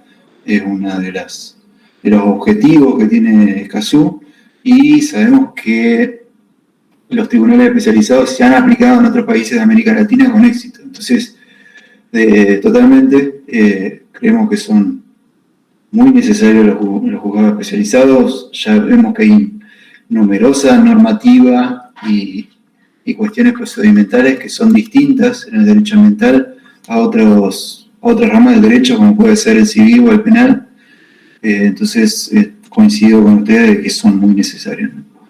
Es muy necesario tener un juzgado específico y también una fiscalía específica en este tipo de cuestiones. Yo ahí matizo un poco a la respuesta de Nahuel desde mi perspectiva. Digo, por supuesto que queremos jueces probos, íntegros e idóneos en la materia, y la especialización contribuye a eso, pero hay que ser muy cuidadosos en el proceso justamente de selección, ¿no? Como siempre, porque ese nivel de concentración puede ser como un arma de doble filo, ¿no? También tenemos experiencia en nuestra América de cómo esos tribunales especializados, en la medida en que, digamos, han sido muy cercanos a los procesos de construcción y legitimación del poder, están ahí para no cambiar nada. Es una apariencia de cambio para no cambiar nada, ¿no? Entonces, sin duda que necesitamos esa especialización, pero a veces concentrar tanto en un fuero especializado hace que haya mucho poder ahí y el riesgo justamente sea contrario a lo que buscamos, ¿no? Y a veces la estrategia, por el contrario, de la desconcentración, de la descentralización, de tener muchos jueces en distintos lugares, que de repente tenés alguno que se la pueda jugar en un caso concreto para avanzar, evita ese riesgo. Pero sí, tiendo a coincidir con Nahuel, matizando solamente ese riesgo que hay que ponderar y hay que, como ciudadanía, ¿no? Estar muy presentes en esos procesos y vamos a avanzar en un foro especializado para que justamente la gente que esté ahí esté no solamente por idoneidad, sino libre de conflictos de interés, para que justamente cuando esté en esa función no sea una carrera de transmisión en el conflicto de esos mismos intereses, ¿no? Eso nomás, gracias. Bien, perfecto. Buenas respuestas. Hay dos preguntas. Una, si podían abordar un poco más, bueno, que hicieron referencia al ecocidio, profundizar un poco más en ese tema. Y consulta a Mercedes, además, si hubo algún avance en la coordinación de organizaciones ambientales en Latinoamérica, teniendo en cuenta que las realidades son muy similares y el medio ambiente nos atañe a todos. Flor, si querés, se volvió a caer, o sea, estoy como quiero, pero ahí estamos. Tomo lo del ecocidio brevemente, que bueno, es un concepto que básicamente la destrucción del ecosistema debe ser considerada como un crimen contra la humanidad, un poco también por lo que comenté anteriormente. Si bien no es un concepto nuevo, comenzó a generarse hace muchos años, específicamente también con lo que fue la guerra de Vietnam, todo conflicto bélico, saben que además el conflicto bélico en sí, resulta devastador sobre la cuestión de contaminantes, ¿no? Por supuesto, entonces, justamente en base a eso hay muchos juristas que hablan del concepto de ecocidio y consideran inclusive que debe incorporarse a los crímenes de la CPI, ¿sí? Eso es básicamente el concepto, que es un crimen contra la humanidad porque obviamente afecta el ecosistema. Esa es la figura.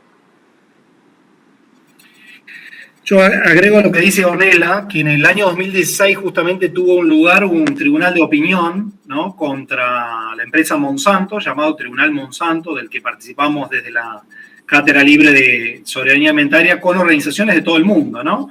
Como tribunal de opinión, por supuesto, no es un tribunal jurisdiccional regular, sino que es un tribunal autoconvocado por la sociedad civil.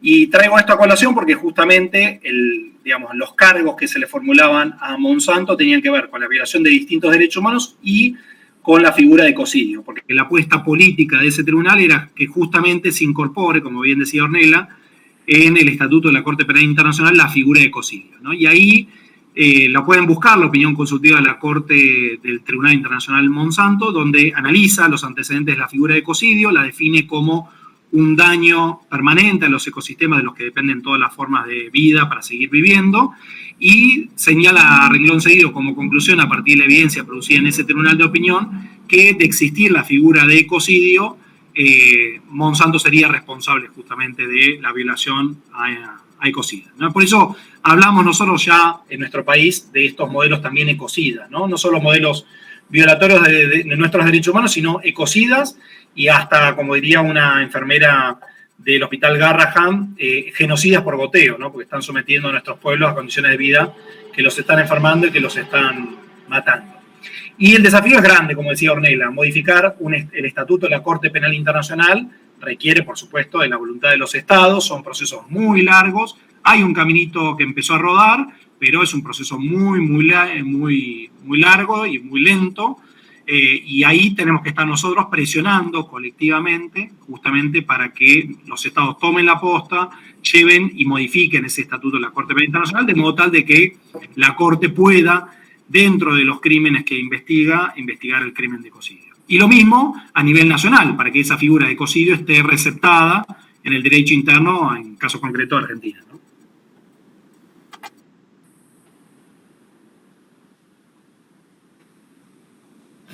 Perfecto, muchas gracias. ¿Alguien tiene alguna otra consulta, aporte, comentario? Nahuel. No, respecto a esto de ecocidio, sí, ¿no? Recuerdo que hace poco el mismo fiscal de la Corte Penal Internacional le recomendó al tribunal que lo ingrese dentro de los delitos que admite, pero bueno, es una cuestión que tienen que ratificar todos los estados que forman parte del estatuto, así que, como comentaba Marcos, va a ser un camino largo y difícil de andar. Pero bueno, también es importante impulsar la idea de delitos penales en la faz local. Hasta hace poco se venía hablando de una modificación del Código Penal para incorporar delitos ambientales. Es algo un debate que quedó un poco dejado de lado ahora con el advenimiento de las elecciones y otras cuestiones, pero es algo que hay que retomar y hay que debatir de cuáles son los delitos que necesitamos, si esos delitos van a ser eficaces, y la necesidad y la urgencia de tener sanciones penales para poder perseguir a aquellas personas que dañan el ambiente de forma deliberadamente antijurídica, y que los fiscales que estén trabajando en la investigación de esos daños tengan más herramientas para poder avanzar. Y realmente lo que pasa es que hay una unidad fiscal de delitos especializados en la Nación, pero no tienen muchos recursos para avanzar, porque los dos delitos que hay son muy acotados en materia ambiental, ¿no? Así que también hay que pensar en el derecho penal interno y cómo podemos avanzar en ese sentido.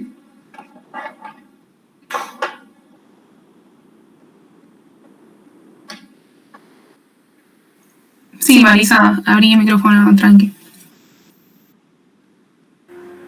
Yo vivo, hola, buenas tardes. Yo vivo en Cipolletti, a 7 kilómetros de Neuquén y a 90 kilómetros de la zona de fracking, Vaca Muerta y todo lo demás. ¿Cómo se hace para compartir? Y bueno, y vivo en una región de chacras donde los productores siguen quemando combustibles fósiles para la prevención de heladas.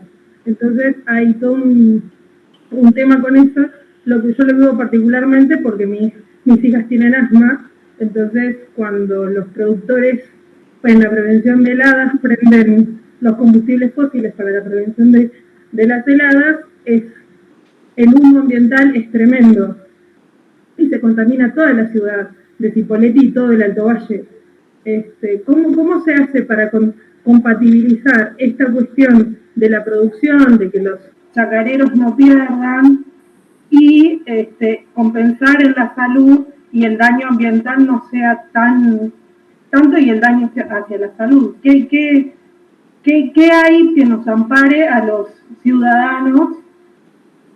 Porque hasta ahora todo el mundo, cuando lo planteas como un delito, acá por ejemplo te dicen, no, bueno, pero nosotros vivimos de la fruta, de lo que produce el Alto Valle, y si prohibimos la quema de los combustibles fósiles y todo lo demás, se pierde la producción. Entonces, ¿cómo se hace? ¿Cómo intentamos equilibrar esa cuestión? Porque bueno, qué sé yo, en Entre Ríos está la gente que produce o arándanos o frutillas, y con Monsanto que los rocía, tienen cáncer. De hecho hay un compañero que se murió el año pasado, que fue uno de los pioneros en la lucha contra Monsanto y la contaminación ambiental y todo lo demás. Pero acá en el Valle como que la gente todavía no entiende la importancia de hacer el foco en que lo que están haciendo los productores, la Cámara de Productores, afecta a la salud de todos, porque la verdad que nuestros niños, ponele en un jardín, por decirlo de alguna manera, de 50 nenes, tenés 30 y pico de pibes que tienen alergias o asma producto de la contaminación de las chacras.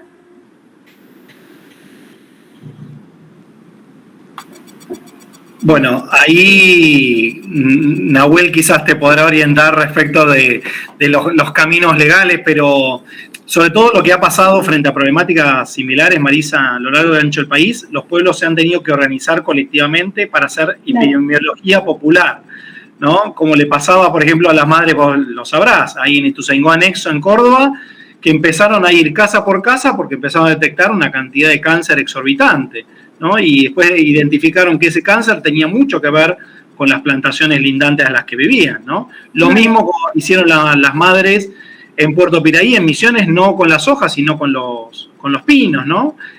Saliendo casa por casa a ver, hay algo que nos está pasando en el territorio, en los cuerpos, que tiene una asociación con esto que están haciendo los productores y que nos está haciendo un daño. Entonces, lo primero es tomar conciencia del problema, ¿no? Lo segundo es saber que no hay salida individual, sino la organización colectiva. Entonces, tanto vos como las compañeras, los compañeros ahí, empezar a problematizar el tema, organizarse en asamblea y plantearlo como problemática, ¿no? Y ahí sí, una vez que ya tienen la fuerza como asamblea, pensar cómo hacer para resolver eso, desde la negociación con los propios productores, con la propia Cámara, o si no hay una solución satisfactoria de eso que les está haciendo daño, ni más ni menos, porque están inhalando a diario ese aire con toxinas derivadas de la quema de combustibles fósiles y se están enfermando, bueno, recurrir a las acciones legales a las que tenemos derecho, ¿no? A iniciar. Acción de amparo, etcétera, etcétera. Y sobre todo, la movilización colectiva. Porque la acción de amparo, creo que Nahuel también va a estar de acuerdo con esto, lo mismo que Ornella, para que sea efectiva, requiere también de estar sostenida por una movilización popular, ¿no? Que haya un colectivo atrás que la empuje, que la sostenga, y que el juez que interviene en ese conflicto, cuando tiene que dirimir, sabe que de un lado puede haber intereses económicos, que están muy claramente siempre alineados a intereses políticos, pero del otro lado hay una ciudadanía organizada, movilizada en el territorio que está dispuesta a obtener justicia, ¿no? Entonces, siempre que esas acciones para llegar a buen puerto, sostenidas colectivamente por una asamblea, por un colectivo, por una comunidad organizada que empuja y que presiona, ¿no? Claro, o sea, es como que en cuanto a la organización colectiva contra el fracking, contra la minería a cielo abierto y todo lo demás, en eso es como que todo el mundo está de acuerdo en que la lucha es colectiva y todo lo demás. Pero con los productores chacareros siempre hay como una mirada piadosa, por decirlo de alguna manera, como una mirada romántica de, bueno, son productores, tienen que quemar, es la única manera. Cuando existen otros modelos, como el riego preventivo de la fruta, de los frutales y todo lo demás, para que se encapsule con el frío y no se pierda la cosecha. Eso requiere inversión, y es una inversión que en el inicio es cara, pero que en el largo plazo es mucho más fructífera que la quema de fósiles. O sea, es como que por ahora cuesta la movilización contra los productores, porque hay como esa mirada de que están trabajando la tierra, es como muy amorosa la mirada, ¿entendés? Como muy romántica. En cambio, el fracking ya sabemos que es un espanto, que produce un montón de cosas y todo lo demás, y ahí vamos todos, pero contra los productores de la tierra, de la manzana y la pera, cuesta. Eso. Sí, tal cual. Y más habiendo una salida posible, ¿no? Que está ahí, está disponible. Entonces, ahí hay un conflicto y por eso está bueno problematizar esto de lo que los modelos llaman externalidades, ¿no? Que ahí está la trampa. La externalidad de una actividad económica es que eso no se vea reflejado en el precio final, ¿no? Y eso es una trampa porque al final significa trasladar esa carga al resto de la sociedad. O sea, son los niños del jardín los que tienen que tolerar ese ahorro que hacen los productores al recurrir a la quema de combustibles fósiles. Pero ¿cuánto sale, incluso en términos económicos, el tratamiento de las enfermedades de los niños que ven su sistema respiratorio afectado, entre otros, ¿no? Como consecuencia de esa inhalación cotidiana, ¿no? Y eso requiere un trabajo colectivo, porque pasa, sobre todo cuando los productores son pequeños, pasa eso, ¿no? Lo mismo en San Salvador, en la provincia de Entre Ríos, que es la capital nacional del arroz. La gente cotidianamente respira un polvillo que está en suspensión en el aire, que tiene 4 agrotóxicos distintos, determinados por la propia Universidad de La Plata, y como es la arrocera que da trabajo al pueblo y demás, nadie quiere, o cuesta, ¿no? Movilizarla que cambie sus procesos, ¿no? Entonces, ahí hay un desafío fuerte por delante. Sí, también, bueno, como decía Marcos, ahí, bueno, acentuarlo hay que hacer mucha concientización respecto a las posibilidades que trae la agroecología y la producción agroecológica, de los cuales hay muchos estudios, se ha avanzado mucho, pero hace falta mucha difusión entre los productores mismos. Y es un trabajo muy de hormiga de empezar a concientizar y que los mismos productores empiecen a ver que con la aplicación de prácticas agroecológicas no hay ninguna pérdida en su actividad y inclusive pueden llegar a un tipo de producción que va a ser mucho más beneficiosa para ellos, no solo en lo económico, sino también en su bienestar de salud y psicológico también. Respecto a qué tipo de acciones hay desde lo legal, evidentemente se puede demostrar que las personas con las que convivís, niños o quien sea, tienen algún tipo de afectación, se puede iniciar una acción de amparo, totalmente. La verdad es que me dejaste un poco descolocado respecto a las quemas de combustible con este tipo de finalidad. Yo no las conocía y habría que investigar de si están permitidas legalmente o no. La normativa generalmente te dice que todo tipo de residuos no puede ser quemado a cielo abierto, así que en principio yo diría que algún reparo puede haber, digamos, de ir a avisar a la autoridad de aplicación, de decirle, bueno, están haciendo este tipo de quemas sin ningún tipo de autorización, me está afectando a mí, es factible hacer en primera instancia, y esto se puede hacer desde ya, sin necesidad de recabar ninguna prueba, una denuncia a la autoridad que tenga que registrar eso. Eso es para empezar a hacer un poco de incidencia, un poco de presión. Y a partir de ahí también empezar a concientizar, de organizarse con los vecinos para hacer presión, para poder organizar una acción de amparo efectiva. Pero sí, por lo que veo que me decís, si uno encuentra pruebas suficientes para demostrar que hay un daño a la salud, inclusive daño al ambiente de las propiedades de ustedes, si ustedes ven que eso puede llegar a afectar a otros cultivos aledaños, o si puede afectar inclusive las estructuras de las casas de ustedes, también es factible decir que hay un daño a través del ambiente que ustedes están sufriendo y por el cual se puede reclamar totalmente. Sí.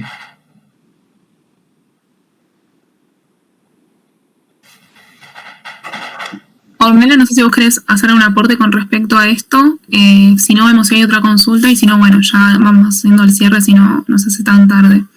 Flor, hola, acá estoy, se me olvidé, entré y salí 7 veces más o menos, les pido perdón. No sé qué fue la última pregunta, honestamente. Marisa comentaba que es de Cipolletti y que, bueno, hay algunas contaminaciones que se dan cercanos a su casa, digamos, en las producciones, y bueno, consultaba cómo hacer, digamos, para reclamar por esos daños que se surgen a partir de eso. Y bueno, Marcos le comentaba un poco la importancia de organizarse colectivamente y bueno, Nahuel ahí dándole algunas herramientas jurídicas como para reclamar. Sí. Bueno, ahí justamente escuché algo que dijo Amparo recién cuando me volví a sumar, que hablaba Nahuel, y también voy a volver un poco sobre lo que había dicho Marcos, ¿no? De la importancia de que justamente si hay una justicia específica, que obviamente sea para coadyuvar y que no sea para obstaculizar o que tenga intereses creados, ¿no? Básicamente. El amparo obviamente es la medida del fallo Mendoza, que alguien lo comentó anteriormente, no sé quién había sido, creo que fue o Marcos o Nahuel o alguno de ustedes, pero el fallo Mendoza tuvo tantas aristas y justamente también una de las principales causales había sido la afectación en la salud de las personas, la contaminación, y el tema del asma es uno de los, creo que lo dijo Marisa hace un ratito, en uno de mis ingresos y egresos, que escuché que tenías hijos, ¿puede ser, con asma? ¿Puede ser que haya escuchado eso? ¿O algún familiar? 2 nenes.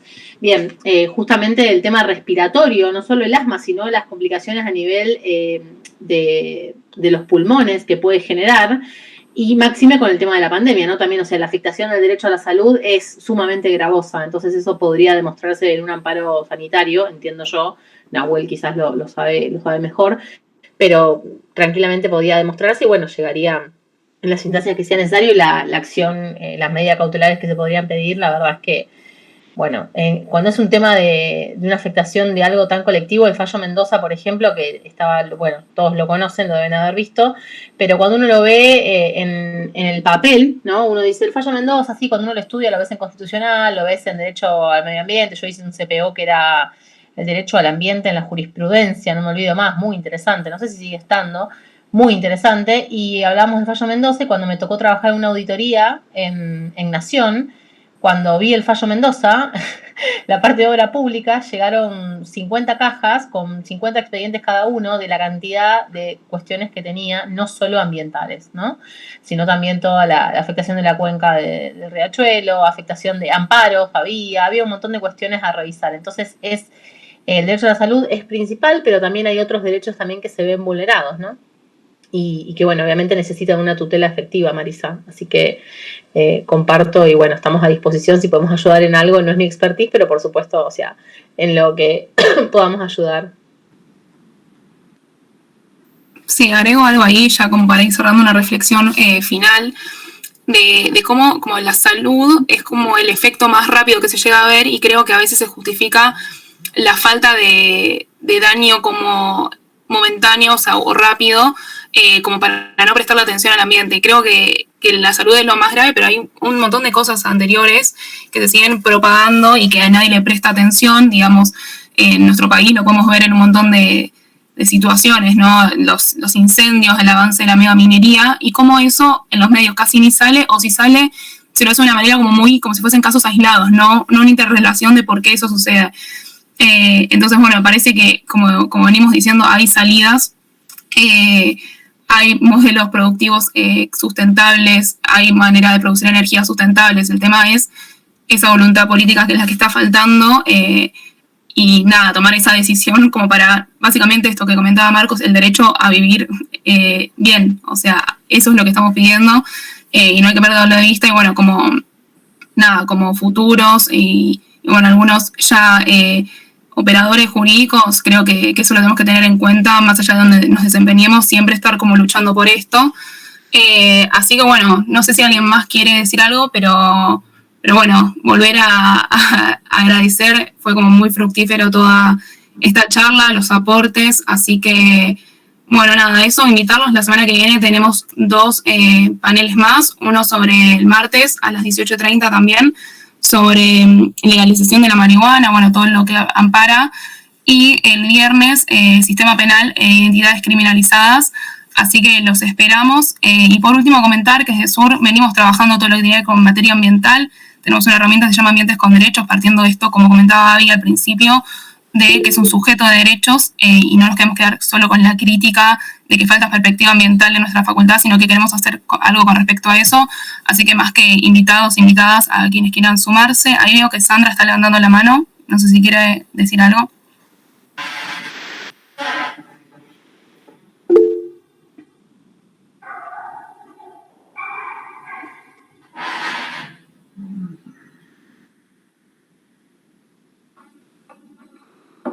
Por ahí le pifió en el botón, Flor.